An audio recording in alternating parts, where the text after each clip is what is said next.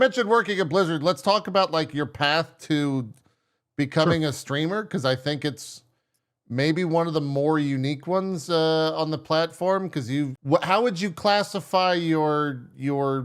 If you were to pitch someone who you are, how do you do it? What's the pitch? How do you classify yourself? Because you wear many hats. So I've got a lot of stuff that I'm super interested in, but I think the core of the community for me is trying to give people the ability to teach themselves new things, no matter what that is. My Discord's sitting at about 160,000 people, and the way that I've structured it is you choose different roles, and those roles can be things like audio or music or art or programming or game dev or like whatever it is you want to, hacking stuff, whatever, right? And when you select that, it gives you a section of the Discord specifically for that interest group. So people can go there and meet other people that they're interested in the same kind of a subject matter, go and learn a bunch of stuff. I've got resources on there.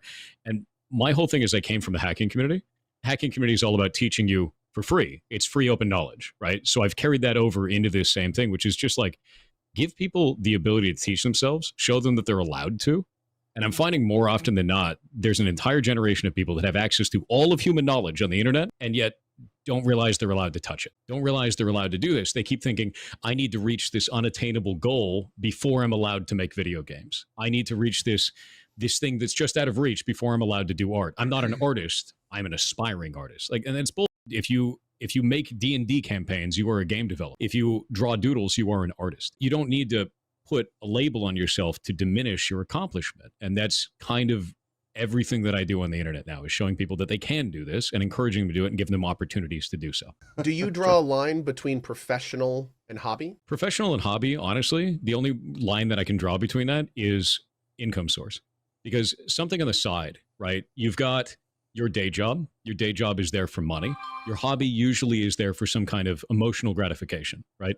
I can go to a day job and I can make money, and then I can use that money to go and fund a hobby of something that gives me that emotional fulfillment that I really need, because you need that in your life. You need income to be stable, and you need emotional fulfillment to be, stable for the mental side of stuff. And having that kind of draw from the cash into that hobby makes sense. But there is a chance in today's world where that hobby eventually makes enough money that you can quit that day job. It doesn't always happen, but it can. And a lot of people I find will be like, I'm going to be a game dev. I'm quitting my job today. I'm like, don't, dude. Like, don't. Keep the day job. Go and fund that hobby, because you don't want to jump into something that's creative like this and then add the pressure on top of it. Is like, oh shit, how am I going to pay rent? How am I going to buy food? Yeah. And now you're like, oh, I got to get something out there real quick. And it's going to suck now. It's going to suck even worse, because you have all this stress and angst and all this bullshit on top of it, basically saying you have to be financially viable for your first thing. You're likely not going to be. And that's okay. The point of it is to play around, have fun, and do a bunch of weird creative stuff to find your voice. And then if you garner an audience and people like it and you start making money off it, then you get to make the choice down the road. And I think that's a much more healthy way of approaching it, if that makes sense. Smart. I like it.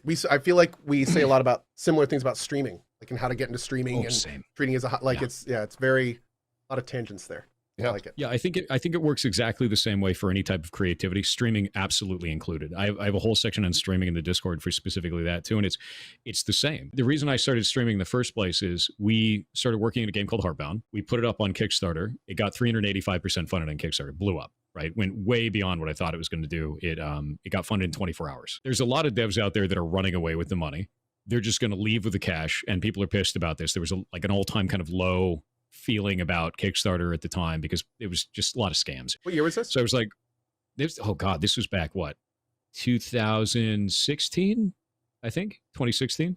And I was like, well, how do I fix that? And I was like, I'm going to develop it on stream. And I was a nervous kid, man. Like, this was like 8 years ago, 6 years. No, it was like seven or 8 years ago, something like that. And I was like, I am so socially awkward. I'm freaked out all the time. And I got up on stream and I didn't know what the hell I was doing. And it was awful. Like, it was just like super awful at first. I was just awkward as hell. And over time, I kind of got better at doing that. I got more comfortable doing that. I realized it wasn't that big of a deal. You're not going to like lose your whole life just because you made a joke that didn't land right on stream. And I built up over time until I could get to a point where I felt good about it. And when that happened, we went finally, after about 7 years of streaming, it went about 400 average viewers. And then YouTube found me and it went to 15,000 overnight. Just exploded, right? Just absolutely detonated into the internet. So one of the things that I realized through that, though, is use it as a hobby, just like I was saying. And then eventually it might turn into something more. Might. but it is a lot of work to get from point A to point B. Yeah. It's funny, it's that 7-year overnight success, you know? Right. Well, that's how most people see it, right? Because they you got they never discovered see. Yeah. essentially, Yeah. which is amazing. Exactly Because like it's the same as like that's almost always been equated to acting before this.